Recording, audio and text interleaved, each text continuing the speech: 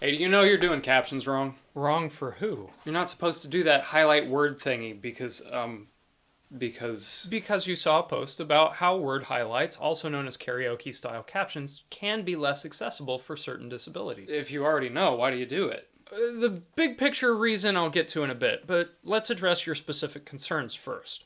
So, do you understand how different disabilities have different access needs, and how some accessibility features for certain disabilities may actually make something less accessible or even inaccessible for certain other disabilities? That's the point. Captions should be standardized to be most accessible for all. Even if that standardization makes the content inaccessible for those other disabilities? What?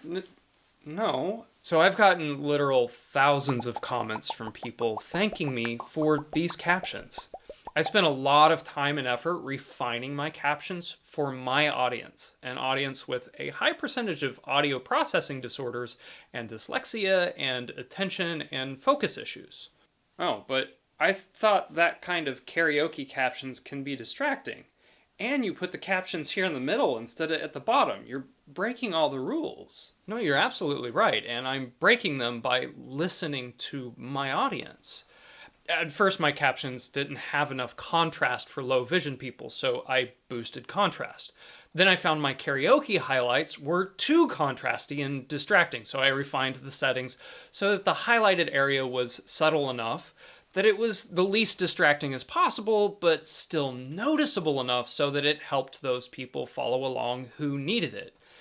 And in this process, I've partnered with my community and with other advocates, including the deaf and low vision spaces, to refine my approach to be as accessible as possible for my audience. Knowing that 100% accessibility is not possible the way these apps are at this point in time. So why are your captions in the middle? I hear that's not preferred either.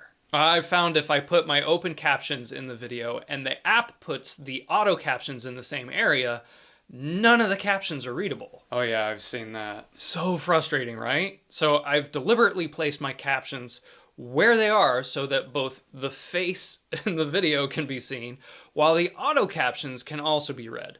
This way, people can read whichever set of captions are more accessible to them. Why not just use the app's captions? Honestly, because they're inaccessible to me as a creator, and they don't have adequate customization features. The user interface for editing and correcting the auto captions is so poorly designed on all the platforms. Plus, these apps don't make it easy to add my own closed caption file and upload it alongside my video. It is sometimes possible, but it takes a lot of extra work. So I use Descript, which is an app, and I use it to burn in open captions, which means that the captions are actually burnt into the video and not overlaid. And this is the real point I want to make. You're complaining to creators for something that's the platform's responsibility to make accessible. So I shouldn't let somebody know when I find their captions distracting or inaccessible? Oh, no. Absolutely give kind and constructive feedback. Without that, I would not have refined my captions to how they are.